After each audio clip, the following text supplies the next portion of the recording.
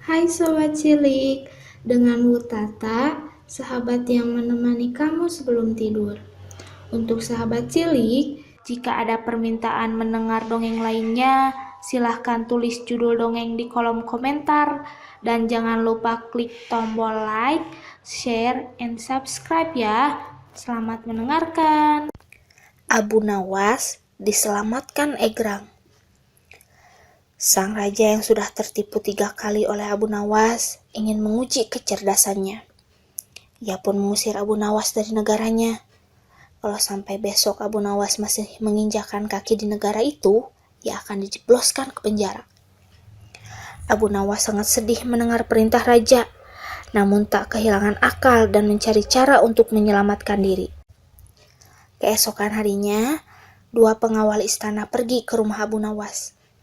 Betapa terkejutnya mereka melihat pria cerdik itu bukannya berkemas, malah asik berenang. Saat ditanya mengapa ia masih belum pergi, Abu Nawas berkilah. Ia mengaku sama sekali tak menginjakan kaki di negeri itu. Ia berada di dalam air, alih-alih tanah. Karena kebingungan menjawab alasan Abu Nawas, para pengawal membawanya ke hadapan raja. Ia pun berangkat dengan menaiki Egrang. Sampainya di sana, sang raja murka melihat Abu Nawas masih belum pergi dan bermain Egrang seperti anak kecil. Abu Nawas beralasan, Egrang itu membuatnya tak menginjakan kaki sama sekali di negeri itu. Karena itulah ia masih berhak berada di sana dan tak boleh diusir. Mendengar penjelasan itu, raja pun mengakui kecerdasan Abu Nawas. Ia batal mengusir pria itu, bahkan mengundangnya untuk mengikuti jamuan makan malam.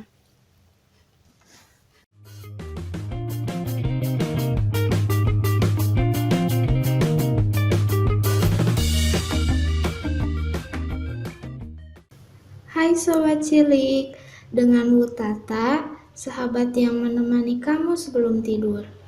Untuk sahabat cilik, jika ada permintaan mendengar dongeng lainnya, silahkan tulis judul dongeng di kolom komentar.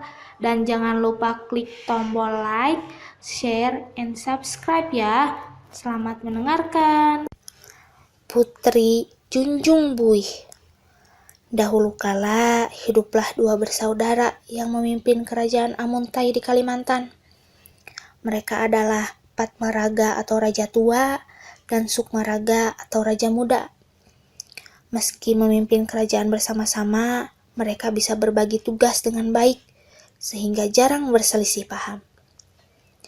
Punya keluarga harmonis dan kekuasaan hanya satu hal yang masih belum mereka miliki, yakni anak.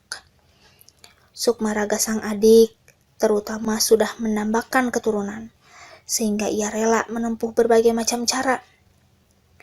Suatu hari, setelah bertapa selama beberapa lama, ia mendapat wangsit agar istrinya memakan burung kastuba.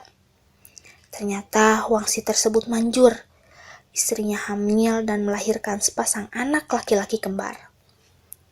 Mendengar adiknya memiliki buah hati, Patmaraga pun semangat berdoa agar diberi momongan. Namun doanya dikabulkan dengan cara berbeda. Suatu hari saat melintasi sungai, ia menemukan bayi perempuan yang mengapung di atas buih. Bayi itu dijunjungnya dan dinamai Putri Junjung Buih. Tak lama setelah diangkat, ternyata bayi itu bisa bicara. Ia meminta dibuatkan selembar kain dan selimut yang harus dijahit dalam setengah hari. Patmaraga yang terlanjur sayang dengan sang putri pun membuat sayembara. Ternyata ada wanita bernama Ratu Kuripan yang menyanggupinya. Tak hanya mampu menenun dengan cepat, hasilnya juga sangat indah. Ratu Kuripan pun diangkat menjadi pengasuh Putri Junjung Buih. Ialah yang kemudian mengurusi semua kepentingannya hingga Junjung Buih dewasa.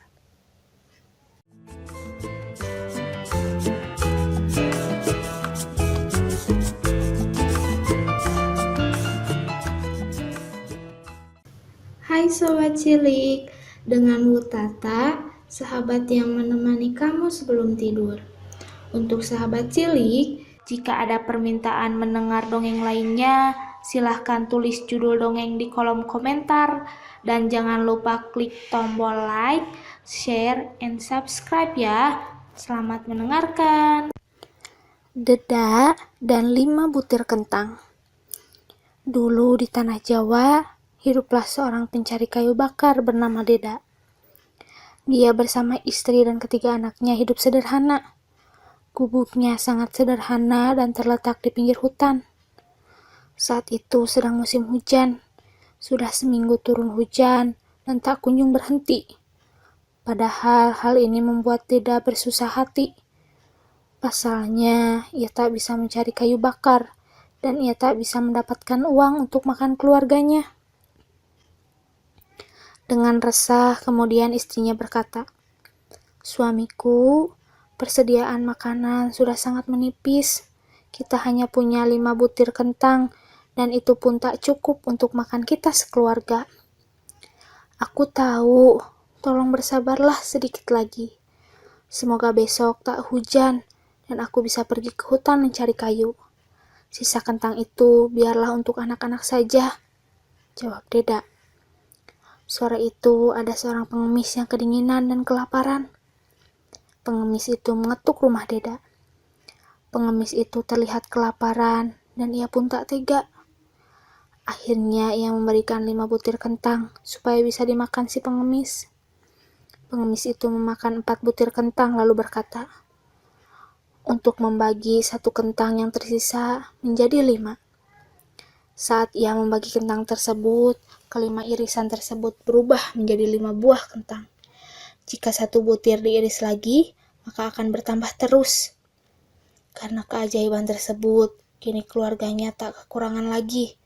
Bahkan ia juga bisa membagikan kentang tersebut kepada tetangganya."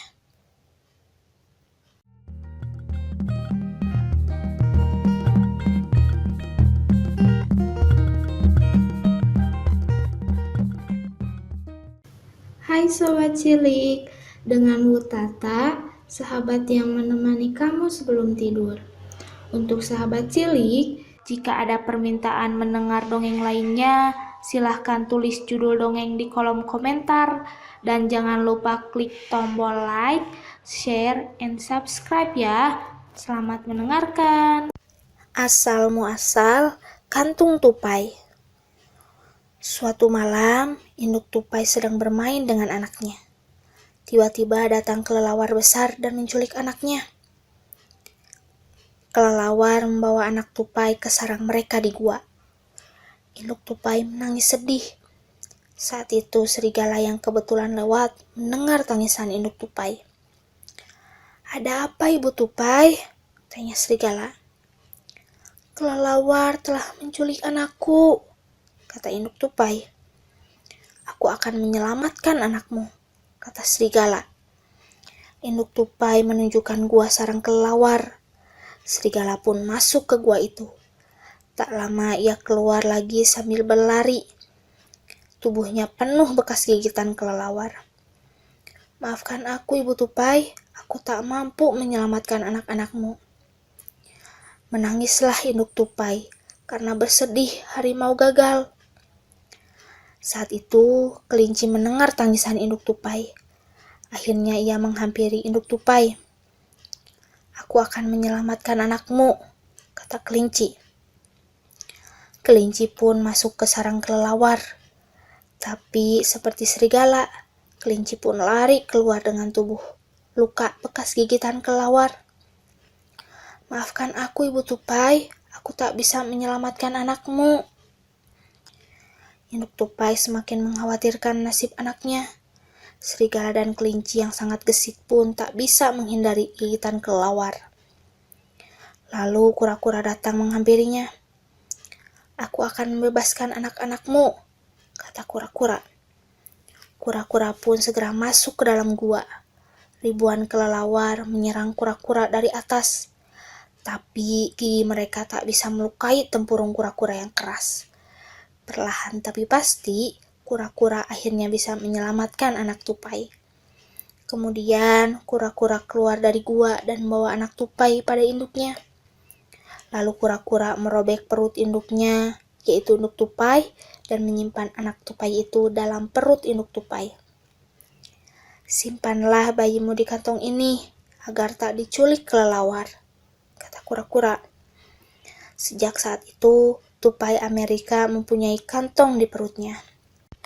Pesan moral dari dongeng ini adalah, tolong-menolonglah di antara sesama. Orang yang paling kuat belum tentu mau menolong orang lain. Hanya orang yang berhati mulialah yang mau menolong orang lain.